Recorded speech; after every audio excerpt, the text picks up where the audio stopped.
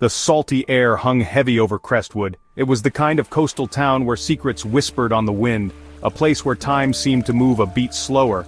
But today, the silence was shattered. A prized painting, Seascape with Siren, had vanished from the esteemed Blackwood Gallery. The town buzzed with worry. It was a theft that struck at the heart of their peaceful community. Enter Alex, a young detective with eyes as sharp as a hawk, and a mind that cut through deception like a hot knife through butter. He had built a reputation for solving cases that baffled even the most seasoned investigators. His arrival in Crestwood was met with a mixture of hope and apprehension. Alex stepped out of his car, the gravel crunching under his shoes. The air was thick with the smell of brine and a growing sense of unease. He adjusted his fedora, a habit that betrayed his calculated demeanor, and approached the gallery. The scene was already abuzz with activity. Police officers cordoned off the area, their faces grim under the flashing lights. The gallery's interior was a study in contrasts. Sunlight streamed through the high windows, illuminating dust motes dancing in the air. Yet, a chill hung in the air. The emptiness where the masterpiece once hung was palpable. Alex, his gaze sweeping every corner, absorbed the details. The broken lock, the scuff marks on the polished floor, all whispered a story of a crime executed with precision. The gallery had been locked up tight. No sign of forced entry. It was as if the painting had simply vanished into thin air. Alex listened intently, his eyes narrowed in thought. He wasn't a man easily swayed by theatrics. Something about Blackwood's story didn't quite add up. His gut told him there was more to this case than met the eye. He thanked Blackwood and turned his attention to the gallery staff, a motley crew of art enthusiasts and seasoned professionals. Each interview brought a new perspective, a new piece of the puzzle. Yet the testimonies were frustratingly inconsistent. Half-truths and hidden resentment swirled around the room, clouding the investigation. Alex, however, thrived in chaos. He knew that beneath the surface of every lie, a grain of truth waited to be unearthed. Days melted into nights as Alex tirelessly pursued every lead. He scoured the gallery, meticulously examining every inch, every shadow. He interrogated and re-interrogated witnesses, searching for inconsistencies in their stories, a flicker of guilt in their eyes. The pressure was mounting, the townspeople's hope dwindling with each passing hour. Then, a breakthrough. A seemingly insignificant detail, a hidden alcove behind a heavy velvet curtain, caught Alex's eye. It was as if the gallery itself was whispering a secret. Inside, covered in dust and cobwebs, lay a small, ornate clock. Its glass face was shattered, its hands frozen at the precise time of the theft. This wasn't just a coincidence. This was a deliberate clue, placed there for a reason. Examination of the clock revealed fingerprints, not belonging to the staff. They matched those of a known art thief, a man called Silas, who had a reputation for his clean and daring heists. He was last seen in a nearby town, his arrival coinciding with the theft.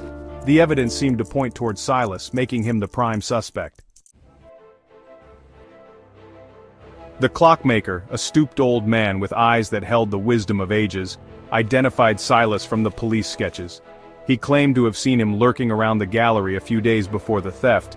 He had even repaired a watch for him, a detail corroborated by the type of delicate tools found in Silas's abandoned hideout. The net was closing in. The trail led Alex to a seedy bar on the outskirts of town, a known haunt for smugglers and underworld contacts. The air reeked of stale beer and broken dreams. The patrons, hardened by life's cruel jokes, eyed him with suspicion.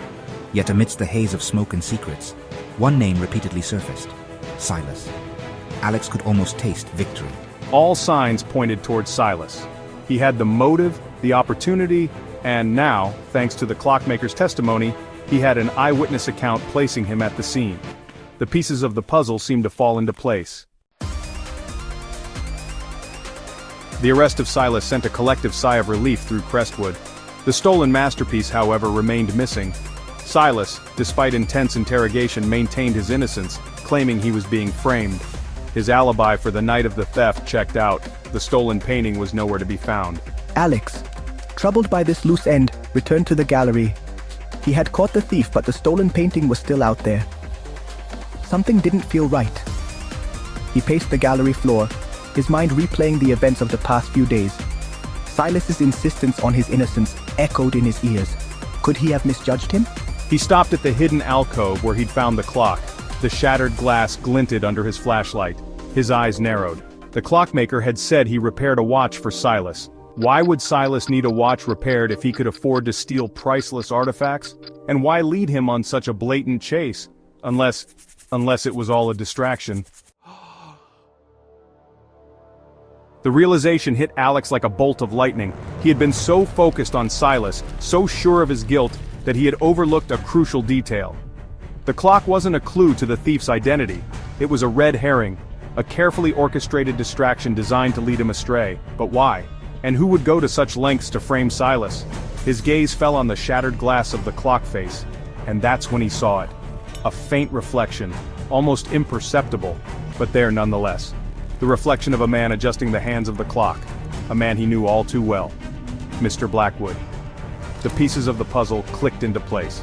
Blackwood, desperate to escape financial ruin, had devised a cunning plan. He had stolen his own painting, using Silas as a scapegoat, intending to claim the insurance money. The clock, the planted fingerprints, it was all a carefully constructed facade. Confronted with the evidence, Blackwood confessed. His shoulders slumped, the weight of his deception crushing him. He led Alex to a secret compartment built into the gallery wall, where the stolen seascape with Siren lay hidden. The painting, thankfully, was undamaged. News of Blackwood's arrest sent shockwaves through Crestwood. The respected gallery owner, the custodian of their cultural heritage, was a fraud. The town felt betrayed, their trust shattered. Yet amidst the disappointment, there was a sense of relief. The truth had been revealed, justice served. As Alex drove away from Crestwood, the setting sun painting the sky in hues of orange and purple, he couldn't help but reflect on the case. It was a stark reminder that things are not always what they seem.